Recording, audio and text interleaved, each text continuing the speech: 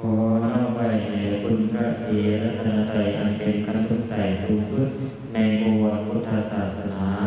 เจริญพรเจริญธรรมคณะสัทธาองค์ตุญาติโยมนำลำดับต่อไปนี้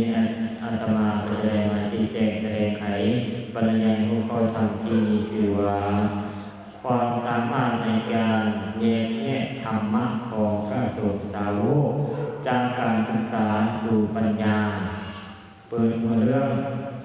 ในยุคสมัยของพระพุทธเจ้าและหลังจากพระองค์ปรินิพพานไปแล้วได้มีพระสงฆ์สาวกจำนวนหลายที่สามารถแยกแยะธรรมะที่ถูกต้องและธรรมะที่ผิดพลาดได้ความสามารถนี้บ่ได้เกิดจากการคาดเดาแต่เกิดจากการฝึกฝนตนเองอย่างเข้มงวดและการศึกษาธรรมะอย่างลึกซึ้งคำถามคือพวกเพิ่นนั้นมีวิธีการและหลักการแนวไหนในการแยกแยะธรรมะที่ถูกต้องและธรรมะที่ผิดพลาดดำเนินเรื่องหรือว่าเดินเรื่องอธิบายพระสงฆ์สาวกในได้รับการฝึกฝนในศีลในธรรมสมาธิและปัญญาพวกเพิ่นได้ศึกษาพระธรรมวินัยอย่างละเอียดจดจำคำสอนของพระพุทธเจ้าและเข้าใจหลักธรรมอย่างแจ่มแจ้งการปฏิบัติธรรมอย่างต่อเนื่องเห็นให้พวกเพิ่นมีความเข้าใจในธรรมชาติของชีวิตและโลกสามารถเห็นสิ่งที่เป็นจริงได้พระสงฆ์สาวกมีการทวนแล้วสอบธรรมะระหว่างกันและกันเพื่อความแน่ใจในคำสอนถ้ามีคำสอนใดที่ต่างไปจากที่พระพุทธเจ้าสอนพวกเพิ่นจะทำการตรวจสอบพระสงฆ์สาวกใส่หลักการของการเปรียบเทียบคำสอนกับพระไตรปิฎกเพื่อให้แน่ใจว่าคำสอนนั้น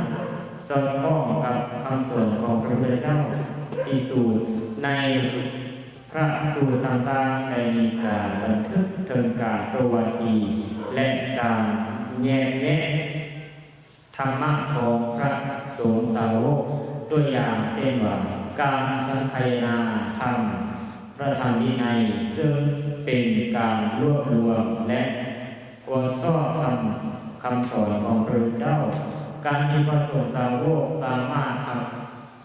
รักษาคำสอนของพระพุทธเจ้าได้เอาไว้ได้อย่างครบถ้วนและถูกต้องเป็นเวลาหลายพันปีเป็นหลักฐานที่แสดงถึงความสามารถในการแยกแยะธรรมะของพวกเพิ่นการที่คำสอนของพระพุทธเจ้ายังคงเป็นประโยชน์และถูกต้องตามหลักการเหตุและปัจจัยคนจนถึงปัจจุบันก็เป็นการพิสูจน์ถึงความถูกต้อง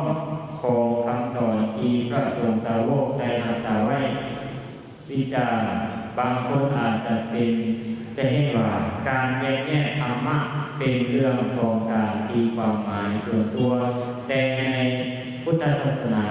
มีหลักการและมาตรฐานที่ใช้ในการตรวจสอบธรรมะเช่นพระธรรมวินัยและประสบการณ์การปฏิบัติธรรม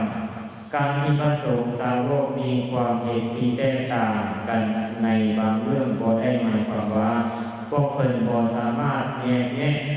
ธรรมะได้แต่เป็นการแสดงถึงความหลากหลายในการเข้าใจธรรมะการที่คนเฮาในยุคปัจจุบันจะสามารถรู้ได้ว่าคำสอนใดถูกหรือผิดก็ต้องอาศัยการศึกษาพระธรรมวินัยการปฏิบัติธรรมและการพิจารณาธรรมะด้วยปัญญาสรุป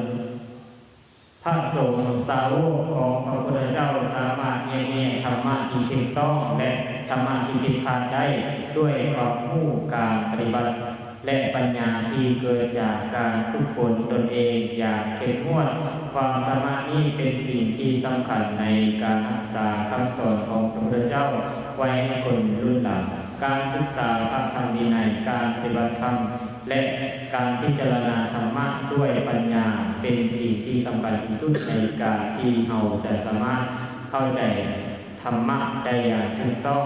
ซึ่งนี้ก็คือองค์ธรรมที่มีชื่อว่าความสามารถในการแยกแยะธรรมะของพระสงฆ์สาวกจากการศึกษาสู่ปัญญามหานี้เห็นว่าสมควรแก่เวลาแล้วก็จะได้ยุติไว้แต่เพียงเท่านี้ขอขอบใจ